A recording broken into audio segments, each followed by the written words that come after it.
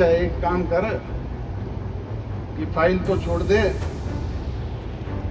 और बाहर एक बीएस ओझा नाम का अधिकारी और बैठा है।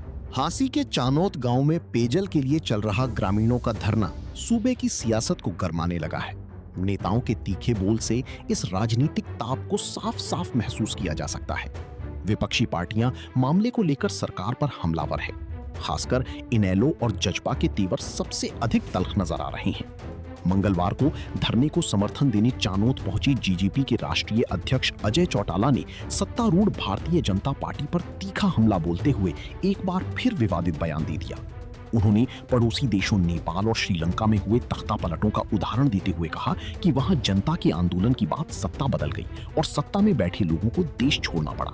इसलिए हमें भी अपने देश में सत्ता में बैठे लोगों को सड़कों पर दौड़ा दौड़ा कर पीटना पड़ेगा, तभी ये पीछा छोड़ेंगे। बदलाव कौन करता है? बदलाव जनता जनार्दन करती है, आप लोग करते हैं। ऐसे डम्मी लोगों को बदलो। हमारे पड़ोसी मुल्कों में आप लोगों ने देखा है, श्रीलंका में इसी तरह की सरकार चल रही थी, वहां के लोग संगठित हुए, नौजवानों ने अंगड़ाई ली, रातों रात सरकार के लोगों को ना केवल खदेड़ने का काम किया बल्कि अपनी मनचाही सरकार बनाई। आपका पड़ोसी देश बांग्लादेश है, वहां पे इसी तरह की सरकार चल रही थी, लूट खसूट के,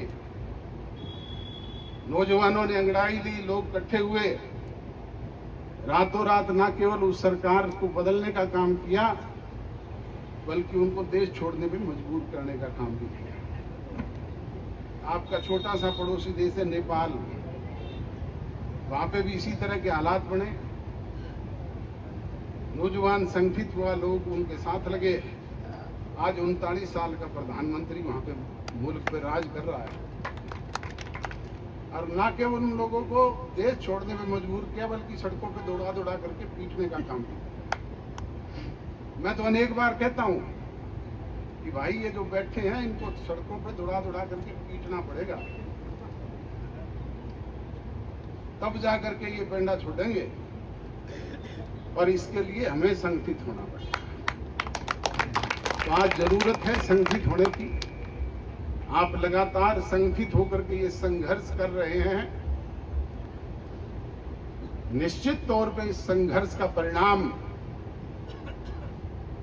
आपके हक में आएगा। कोई भी ताकत इसे रोक नहीं सकती। ये तो डम्मी सरकार है, पता नहीं कैसी कैसी सरकारें घुटनों के बल पे चल करके आपके लोगों के बीच में आई।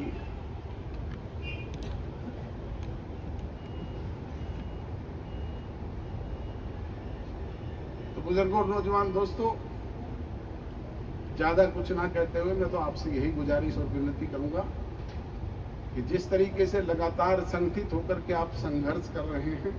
इसी तरह इससे पहले इनेलो सुप्रीमो अभय सिंह चौटाला ने अपने अंदाज में चैनत में चल रही धरने को लेकर हरियाणा सरकार पर जोरदार हमला बोला।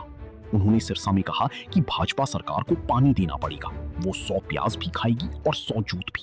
नौजवानों ने अंगड़ाई ली, लोग इकट्ठे हुए, रातों रात ना केवल उस सरकार को बदलने का काम किया बल्कि उनको देश छोड़ने पे मजबूर करने का काम भी किया। आपका छोटा सा पड़ोसी देश है नेपाल, वहां पे भी इसी तरह के हालात बने। बहरहाल चैनत में चल रही ग्रामीणों का आंदोलन 55वें दिन में प्रवेश करने जा रहा है। लेकिन ना तो सरकार और ना ही धरने पर बैठे ग्रामीणों के बीच गतिरोध सुलझता नजर आ रहा है। Bureau report, Punjab Kesari TV. हमसे जुड़े रहने के लिए हमारे YouTube चैनल को सब्सक्राइब करें और नई वीडियो की नोटिफिकेशन के लिए बेल आइकॉन को दबाएं। अगर आप ये वीडियो Facebook पर देख रहे हैं तो लाइक जरूर करें और ज्यादा से ज्यादा शेयर करें। धन्यवाद।